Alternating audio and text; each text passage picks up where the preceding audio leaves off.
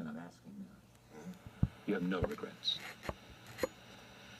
Yeah, I have a terrible regret. What are the regrets? I have a regret that the entire discussion about this article ignores its purpose, which was to try to contribute to this discussion about the policy in the war on drugs. I have a big regret about that. You regret that I failed that. But you're really saying what I really regret is not anything that I did. I regret that people misunderstood what I did. That's what I'm saying, yeah. I regret that they misunderstood me, not that any action I took or anything that I may have done. A lot of it comes from predisposition. And in this case, let's face it, when it's movies, it's one thing. You know, even a critic is separate from a practitioner in the movies. But when you get the story that every journalist in the world wanted, there's a lot of green-eyed monsters who are going to come give you a kiss. Those are jealous journalists you're suggesting? Yeah, yes. Every journalist in the world wanted that story. You got that story. That's the reason you were there. No, I think it's because I don't think any journalist would have had access to it. And I think there's no reason for them to be envious of something that wouldn't have existed. Anybody who was known specifically as a journalist would not have had the opportunity. And so why did you get access then? Because I'm perceived differently, but and more importantly, help me understand that. Why you got access that nobody else could get? Well, I got access to somebody with whom I share a field, another field, which is acting and movies. With her?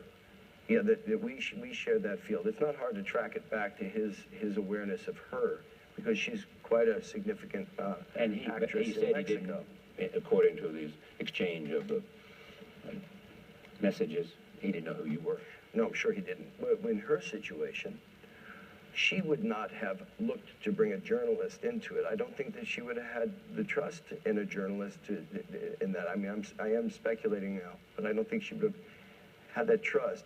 So I think that though I had she saw you as an actor. Journalist since 2001, she didn't see me principally as a journalist, of course. And so I think it was, rather than equating it to, I'm out there to beat all my fellow journalists, it's not the way I think of it. What happened is I found out about this thing that's been untapped into. I can't go. There was a front line that was done that was exceptional.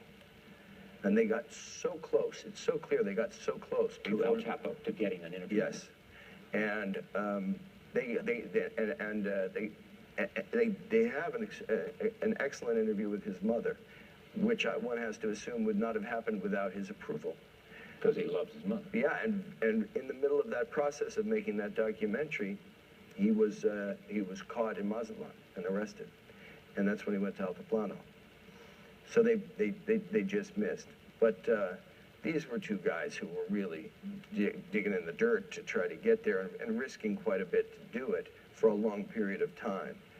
And you got it easy because you were an actor and she trusted you as an actor. Oh, they were the ones that deserved this story, no question, yeah. But you got it easy because she was an actor and she trusted an actor. Yeah, I think so. Yeah. How did you sell her on the idea? Oh, I didn't sell her on an idea. We talked, we met, and I said, what I hope to do, and I said, do you think that he would respond, that he'd be willing to do this? And she, explained who I was, and who my other two colleagues were, and asked if we could come down and talk about it. We went down and talked about it, and then he agreed he'd do it. How much time lapsed? From when to when? From the time you talked to her till the time of October 2nd. Well, I think this was from somewhere around mid-August when this first came up. And I was in Paris, and I flew back here to meet her. In Los Angeles? In this hotel. Right here? Yeah, in the restaurant of this hotel. And what was the conversation? I said that I understood through Espinosa that she had a way to, that she would be contacted by him at times, and next time he contacted her, would she present the request that I come down and do a piece. And she got back to you later and said, he'll do it. Yeah. He'll see you. Yeah. With me. Mhm. What does she think of him? You have to ask her that.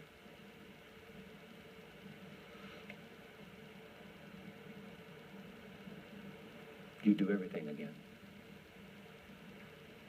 Yes. I mean, I hope to talk to him again.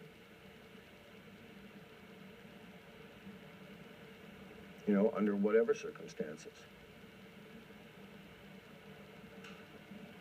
Because? Well, I think now it's another, you know, while this article had its focus and its intention, I think now, over time, I will process what clearly is a unique experience.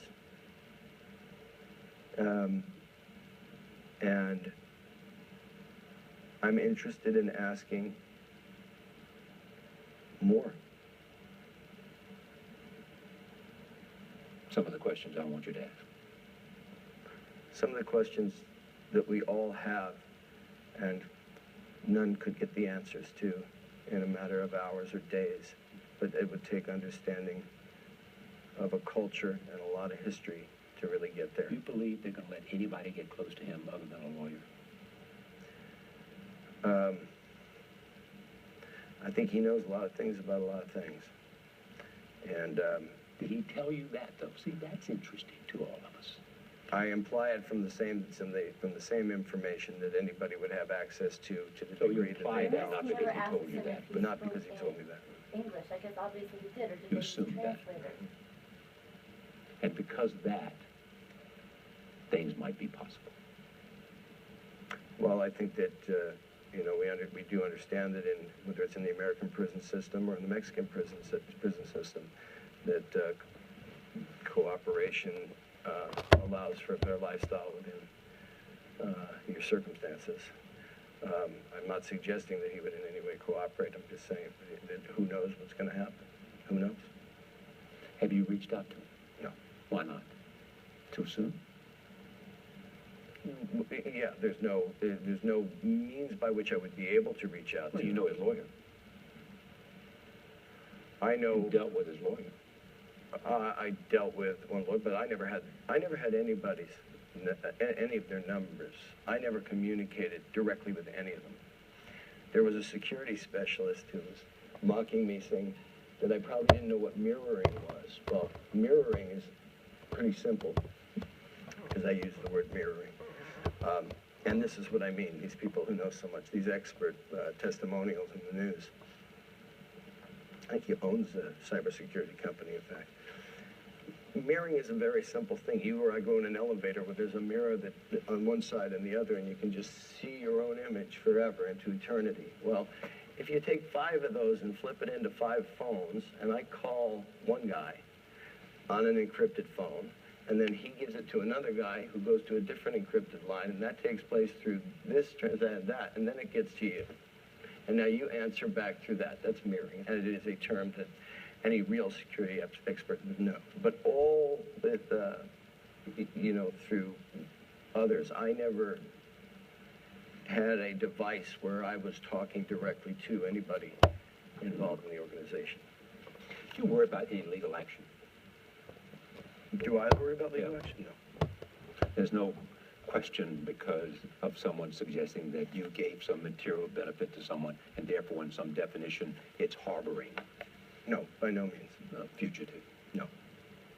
Have you heard from anybody, from justice or No. the Mexican authority? No. One of the things that is throughout our conversation is this, the notion that because of your own definition that you feel an accomplice, you're giving him a pass, and that people might think that's an easy way out. Look, of course I understand this question. And of course, your colleagues, anybody in your seat, anybody responsible in your seat has to ask this question. You're looking at someone who is so much more concerned with the result. Where are we going to be in 10 years? In this war on drugs, in the addiction crisis that we have in our country, in the murders on the street. Where are we going to be in 10 years if the focus remains on, if there's something I could pray for, it would be that people get so tired about talking about the bad guy that they start talking about the good change. How do we make a good change? But you do understand. This is not going to do it. Thank you for doing that. Thank you.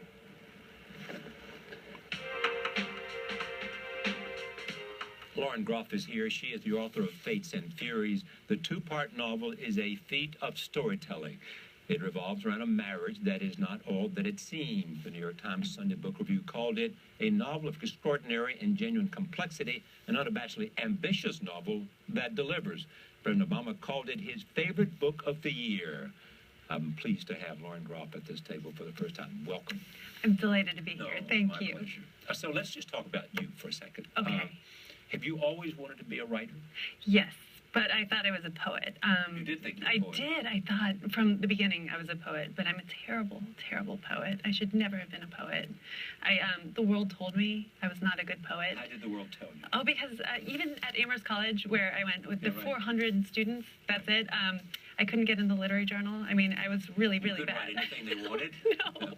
No, it was terrible. Well, did anybody come to you and say, try novels? No, nobody said that. But, the people think at that time you can develop into whatever you want to be, right? And I think they let me have my poetry phase, and then I took a fiction class, and the clouds parted, the angels sang, yeah. And did you feel like it was a meeting of not only my passion to write, but also my skill and that this is, and people have said to me who somehow got on stage, either in high school or in college, and they said, this is where I belong. Well, I did feel like I belonged there because I knew the language of narrative, right? Because I was a French and English literature major. All I did was read. I'm very, very shy. I read 18 hours a day. But it was not where I belonged because I was terrible at first, right? You have to work up into your skill set, and I had none to begin with. But it didn't deter you? No. My family is a family of very bullheaded people, and so when we set our sights on your mother things... and your father are bullheaded? Oh, everyone. Everyone's bullheaded.